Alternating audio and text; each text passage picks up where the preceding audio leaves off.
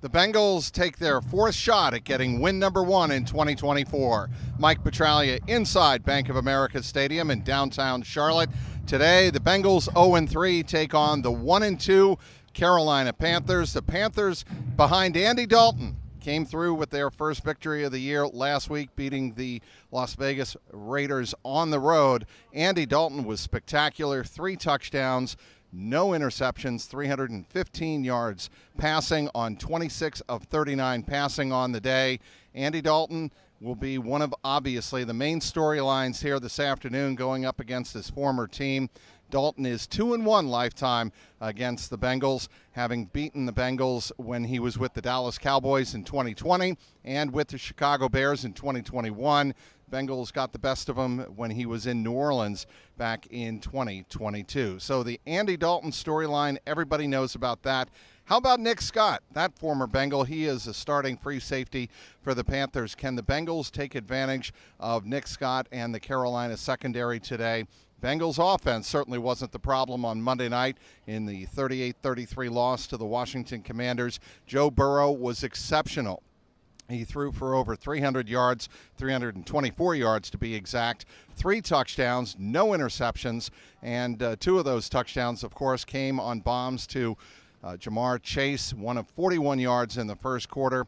Later in the second half, it was a 31-yarder down the right sideline. With T. Higgins back in the lineup and looking closer and closer to full strength, that should really help Jamar Chase get some one-on-ones. Will Jamar Chase get a couple of opportunities in the red zone? Of course, last week, Bengals had to settle for a couple of field goals in the red zone, and they all pointed to that after the game as a reason why they lost to the Commanders. They couldn't convert those field goal opportunities into touchdowns. Today, they'd like to change that, but Jamar Chase on Wednesday joked about how if he doesn't get doubled like Megatron in the red zone, something the Dallas Cowboys and a lot of the coaching staff that comes from that family tree down in Dallas likes to do. If he can avoid those Megatron doubles in the red zone, maybe he can help Joe Burrow find the end zone instead of settle for field goals. The weather here in Charlotte could not be better. Hurricane Helene has moved through.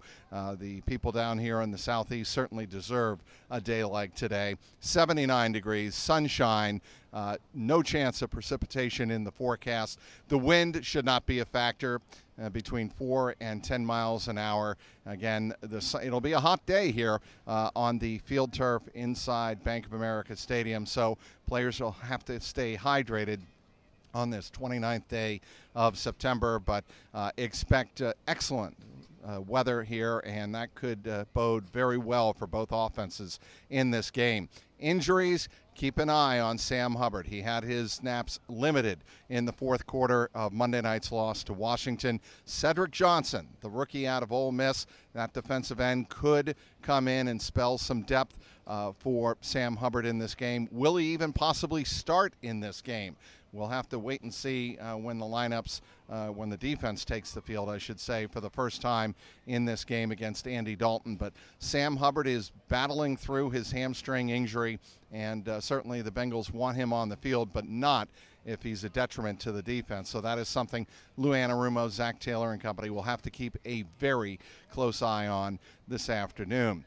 In terms of other players along the defensive line, where the Bengals have been really ravaged so far here early in 2024, B.J. Hill not expected to play. Of course, Sheldon Rankins, he is out for yet another week. He's missing his second straight game. Both Hill and Rankins suffered hamstring injuries in that loss to Kansas City at Arrowhead Stadium. Bengals want to make sure they don't rush either of those players back and lose them for the long term. So a lot to keep an eye on here this afternoon inside Bank of America Stadium. You hate to say it's do or die, but really the Bengals, if they don't get this win and they fall to 0-4, things will be very, very bleak indeed for the rest of the 2024 season. So the path to recovery starts this afternoon in Charlotte. Can the Bengals execute enough? Can their defense get off the field on third down? They were just able to get off the field, not at all, on Monday night, as the Washington Commanders converted on all 7 scoring drives when they had the ball on Monday night. So that is something else to keep an eye on this afternoon. We'll have you covered, of course, after the game. Be sure to tune in to youtube.com/@JungleRoarPod. We'll have the Jungle Roar Skinny Bengals post-game pod to wrap up and analyze all of the details of today's game here in Charlotte. Be sure to follow me on the X @Trags, TRAGS. And, of course, as always, be sure to follow my online content at CLNSCincy.com. Inside Bank of America Stadium, Mike Petraglia, CLNS Media.